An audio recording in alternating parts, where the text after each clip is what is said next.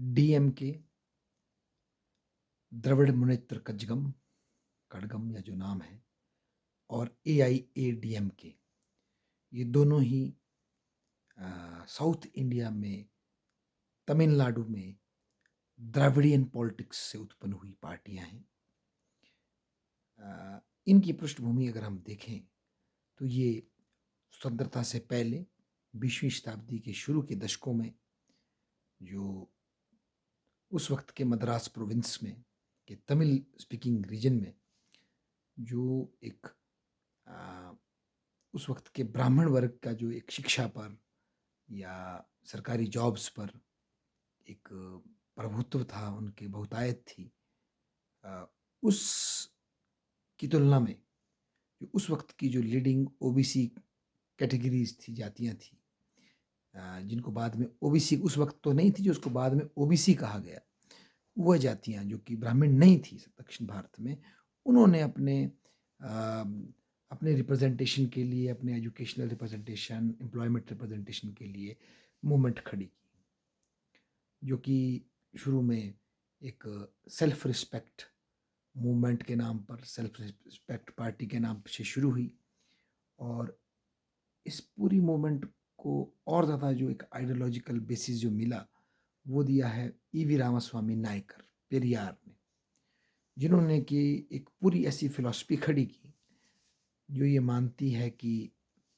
जो Dravidian identity है वो नॉर्थ इंडिया की आइडेंटिटी से सेपरेट थी, है, और बेसिकली ये जो दो आइडेंटिटीज है, दो सेपरेट रेसेस हैं बेसिकली, और नॉर्थ में जो रेस आई है आर्यन, इसने साउथ इंडिया की रेस को जो है खदेड़ा है नीचे की तरफ, उनको सप्रेस किया है, उनको सबड्यू किया है, और उनके ऊपर कास्ट का जो एथोस है वो इम्पोज किया है ब्राह्मणों के थ्रू, हिंदू रिलीजन के थ्रू, अगर स्पष्ट ब्लंट रूप कहें तो। इसीलिए जो ईवी रामास्वामी नायकर थे वो एथिस्ट भी थे एक तरह से, और उनकी इस प्रोपोगेंडा में, उनके इस उनका जो ये एक आइडियोलॉजी थी, इसमें उनकी हेल्प कम्युनिस्ट मूवमेंट ने भी की, क्योंकि उसको उसको फ्लो किया कि कम्युनिस्ट भी रिलीजन को नहीं मानते, और उनकी भी ये थीसिस थी कि हिंदुइज्म जो है एक बड़ी रिग्रेसिव फोर्स के रूप में इनिशियल पीरियड में, जाति व्यवस्था वगैरह ये सब हिंदुइज्म की वजह से हो रहा है, और ये इस फ्लो और रिलीजन को वैसे भी मार्क्सिस्ट ऐसा एक्सेप्ट नहीं करते, प्रोग्रेसिव फोर्स, तो वो भी इसको सपोर्ट करता है। और साथ साथ जो क्रिश्चियन मिशनरी जो मद्रास प्रोविंस में आए, उन्होंने भी हिंदू टेक्स्ट की इंटरप्रिटेशन इस तरह से दी कि इसमें सिर्फ जाति व्यवस्था है और शोषण है। तो उनका ये लक्ष्य था कि इस बहाने अगर कुछ सेक्शन कन्वर्ट हो जाते हैं क्रिश्चियनिटी में, तो शायद उनको कन्वर्जन में हेल्प मिले। हालांकि ये कंप्लीट सक्सेस उनको मिला नहीं, पर फिर भी प्रयास था। तो ये सब फोर्सेस कंबाइन हो जाती हैं। मैं ये नहीं कहता कि प्लान्ड हुई इकट्ठी, पर नंदलेस एक दूसरे को फ्यूल करती हैं, और फिर ये एजेंडा खड़ा होता है। और आज़ादी के समय तो रामास्वामी जी सपना देखते हैं कि एक अलग द्रविड़िस्तान ही बन जाता है तो अच्छा है। इस तरह से मुसलमानों के लिए पाकिस्तान बनता है। हालांकि वो मांग सिरे नहीं चढ़ पाती है, पर नंदलेस उन्हीं के प्रयासों से आज़ादी से काफ़ी पहले 1920 के दशक में द्रविड़ कजगम बन जाती है, जो कि एक पॉलिटिकल प्लेटफॉर्म बन जाता है उनकी राजनीति का, जिसमें वो राम के को नॉर्थ इंडियन दिखा करके उसकी उस पर अटैक करते हैं, भगवान राम के, उसके हिंदुओं के भगवान राम के ऊपर, और खुद को रावण से जोड़ते हैं इस तरह से, और हिंदी के खिलाफ, और हिंदी वर्सेस तमिल की बात करते हैं, संस्कृत वर्सेस तमिल की बात करते हैं, हिंदी छोड़ के संस्कृत वर्सेस तमिल की बात होती है, अलग संस्कृति की बात होती है, और इसके बेस पर एक अलग देश की बात होती है। वो कामयाबी तो नहीं मिल पाती, पर नंदलेस आज़ादी के समय फिर एक नई पार्टी बनती है जिसका नाम डीएमके होता है, इसको अन्नादुरई बनाते हैं। और इसका फ़र्क ये था कि अन्नादुरई भारत से सेपरेशन नहीं चाहते, वो भारत के अंदर रहकर ही एक स्टेट में पावर को प्राप्त करना चाहते थे।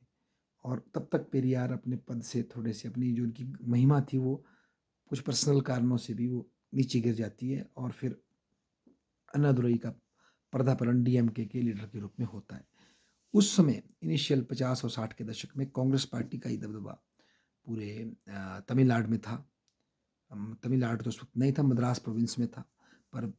3-4 सालों के बाद जब आंध्र प्रदेश की स्थापना हुई तो फिर तमिलनाडु बन गया। तो उसमें कांग्रेस का दबदबा था।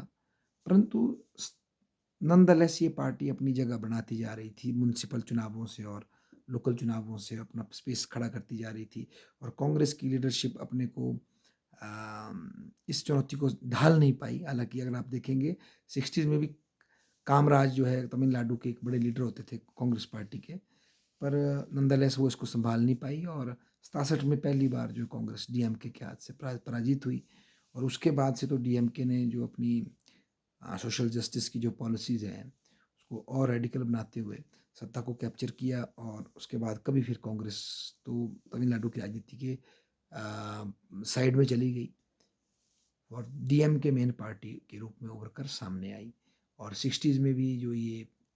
हिंदी एंटी हिंदी जो राइट्स हुए उसमें भी डीएमके ने भूमिका निभाई अपनी राजनीति को हिंदी का जो 15 साल के बाद हिंदी को राष्ट्रभाषा बनाने की जो एक संविधान में व्यवस्था थी उसके खिलाफ जो मूवमेंट को लीड किया डीएमके ने इसलिए आज भी जो एक उनका हिंदी फोबिक जो एक दिखता है वो उनकी उनके उनके विकास की कहानी में छिपा पड़ा है तो ये भी उनका योगदान है तो उसके बाद पर अपने ही भीतर जो एक कमी है उनके अंदर आई उसके कन्फ्लिक्ट की वजह से एक उनके ही नेता और सुपरस्टार एमजी रामचंद्रन उनसे रुष्ट हुए और उन्होंने एक नई पार्टी बनाई जिसका नाम AIADMK है मुझे लगता है कि ये आइडियोलॉजिकल मतभेद की तुलना में व्यक्तिगत मतभेद का परिणाम रहा पर नंदलेस फिर तमिलनाडु में यही दो पार्टियां बारी बारी सत्ता में आती रही और आज तक यही पैटर्न है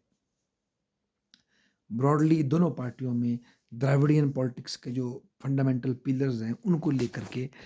मतलब सहमति है वो पिलर्स हैं हिंदी का अपोज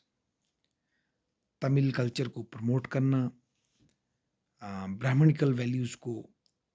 वैल्यूज़ विशेषकर जिसको ब्राह्मणिकल वैल्यूज़ को वो कास्टिज्म से जोड़कर देख लेते हैं हिंदुज़म को कास्टिज्म से जोड़ के देख लेते हैं और इसको अपोज करना माइनॉरिटीज़ का प्रोटेक्शन करना और रिजर्वेशन को एक्सटेंड करना जो कि तमिलनाडु में हम देख रहे हैं 80% या इतनी परसेंट रिजर्वेशन है तो ये कुछ उनके ब्रॉडर पिलर्स हैं और वो हम आज देख भी रहे हैं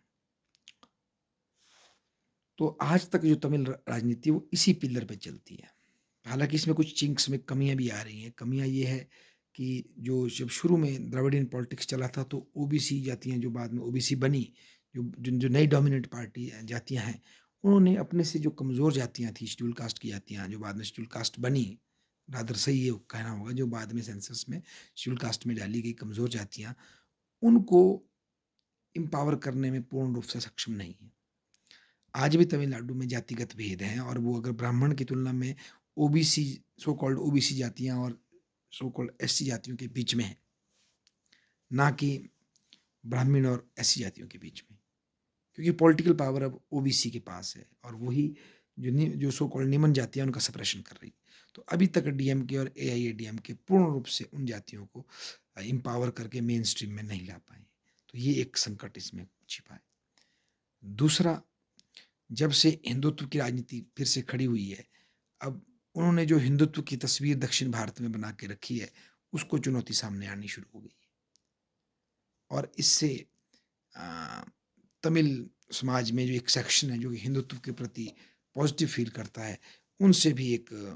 उनको भी एक बीजेपी के रूप में एक अलग अल्टरनेट तमिल राजनीति में दिख रहा है हालांकि वो बड़े फ्रिंज पे है एटलीस्ट वो उसको देख रहे हैं और इसी का कारण एग्जाम्पल है कि आज जो स्टेटमेंट्स आ रही है सनातन का अंत कर देंगे या इस तरह की जो रेडिकल स्टेटमेंट्स आ रही है वो उसके पीछे पृष्ठभूमि में कारण ये है कि जो टिपिकल हिंदू धर्म की जो एक छवि जो वहाँ बनाई गई है वो एक रिग्रेसिव है एक शोषक की है तो उस कॉन्टेक्स्ट में स्टालिन जी बात कर रहे हैं और उस संदर्भ में वो अपनी चुनौती की बात करते हैं